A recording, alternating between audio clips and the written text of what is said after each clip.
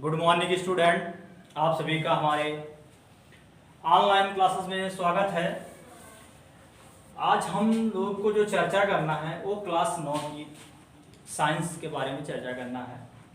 तो जो क्लास 9 की साइंस के बाद में किया जाए तो इसको 3 भागों में डिवाइड किया गया है, जिसमें से हमारा पहला है केमिस्ट्री है, उसके बाद हमारा फिर फिजिक्स है, उसके बाद हमारा बायोलॉजी है। जिसमें से आज हम लोग चर्चा करेंगे या मान लीजिए आपको हम पढ़ाएंगे केमिस्ट्री पढ़ाएंगे। केमिस्ट्री में हम लोग को आज पढ़ना है लेसन 1, और जो हमारा लेसन 1 है हमारे आसपास के पदार्थ। अब बात करेंगे कि हमारे आसपास के पदार्थ क्या होते हैं।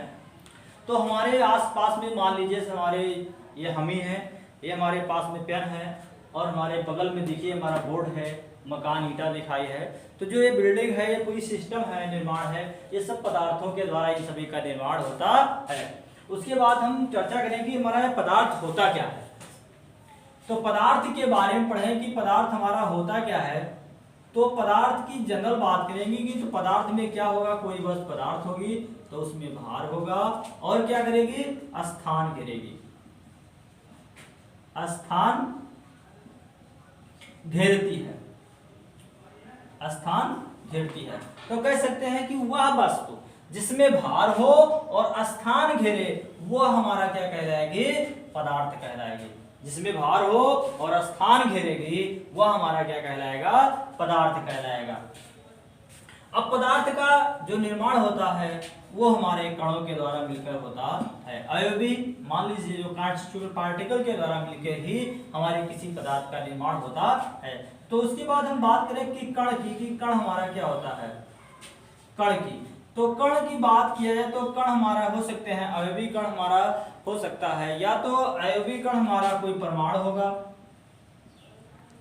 कोई परमाणु होगा, या अणु होगा, या बात करें आयन की। तो किसी पदार्थ का निर्माण होगा तो वह या तो वह परमाणु होगा, या अणु होगा, या हमारा क्या होगा, आयन होगा। इन्हीं सभी के द्वारा मिलकर हमारे इसका पदार्थ का निर्माण होता है। इन्हीं सभी मिलकर सभी हमारे पदार्थ का निर्माण होता है। अब बात करें परमाणु की, तो परमाणु क्या होता है। तो परमाणु की बात किया जाए तो परमाणु हमारे एक वैज्ञानिक थे, महर्षि कर्णाद थे। तो महर्षि कर्णाद ने बताया परमाणु के बारे में कि कोई वस्तु को लीजिए, यदि कोई पदार्थ को लीजिए और पदार्थ को काटने या मान लीजिए उसको काटना शुरू कर दे, काटते काटते काटते काटते उस लास्ट स्टेज पे पहुंच जाए जिसको विभाजित ना किया जा सके, तो वह विभाजित ना किया जा सकने वाली घटना ही हमारी क्या कहलाएगी, परमाणु कहलाएगी। परमाणु, तो परमाणु के बाद परमाणु वह सूक्ष्मतम आभाज्य कण है जिसको हम विभाजित नहीं कर सकते हैं, या कर सकते हैं कि जिसको हम दोबारा बंटवारा नहीं कर पाएंगे, वो हमारा क्या कहलाएगा, परमाणु कहलाएगा। उसके बाद बात करें अणु की, तो जो अणु होगा या अणु होगा तो ये परमाणु का थोड़ा बृहद रूप होता है। क्या होता है, बृहद रूप होता है, अर्थात अणु का निर्माण परमाणु के द्वारा होता है। जैसे मान लीजिए ये हाइड्रोजन H2 Cl2, ये हाइड्रोजन, ऑक्सीजन, नाइट्रोजन, ये सब हमारे क्या है, एक परमाणु है। अब लेकिन जब बात की जाए अणु की, तो अब ये हमारे हाइड्रोजन अणु हो गया, ये क्लोरीन अणु हो गया, ऑक्सीजन S4 P5, तो ये सब हमारे क्या होंगे, अणु होंगे, अर्थात ये परमाणु के थोड़ा बृहद रूप होंगे। उसके बाद बात करते हैं आयन क्या होगा। तो आयन जानते हैं हम लोग क्या होता है कि आयन दो प्रकार के होते हैं, एक तो हमारा होता है धनायन और दूसरा होता है क्या, ऋणायन। तो धनायन वे पदार्थ होते हैं जो धात्विक गुण को प्रदर्शित करते हैं, और ऋणायन वे पदार्थ होते हैं जो क्या होते हैं, अधात्विक गुण को प्रदर्शित करते हैं। तो उसके बाद क्या बात किया गया है, धातु की। तो जो धातु होगा वो धन आयन को प्रदर्शित करेगा, और जो अधातु होगा वह हमारा ऋणायन को प्रदर्शित करेगा। अब जिसे बात किया जाए सोडियम की, तो सोडियम इसमें हमारा धातु है, मैग्नीशियम धातु है, कैल्शियम धातु है, क्लोरीन, ऐसे जो हमारे परमाणु होंगे ये हमारे क्या होंगे, अधातु होंगे।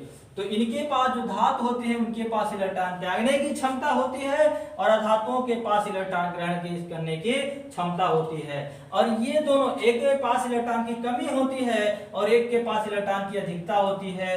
तो ये दोनों इलेक्ट्रॉन त्याग कर और ग्रहण करके एक दूसरे को अपने अस्थायित्व को प्राप्त करना चाहते हैं और अस्थायित्व को प्राप्त करने के लिए ही इलेक्ट्रॉन का आदान प्रदान करते हैं। और ये दोनों इलेक्ट्रॉन को आदान प्रदान करके एक पदार्थ का रूप धारण कर लेते हैं।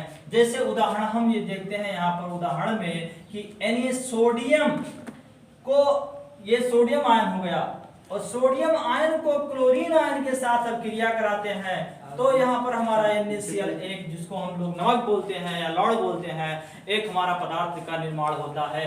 तो इन्हीं सब के द्वारा ही हमारे एक पदार्थ का निर्माण होता है। धन्यवाद।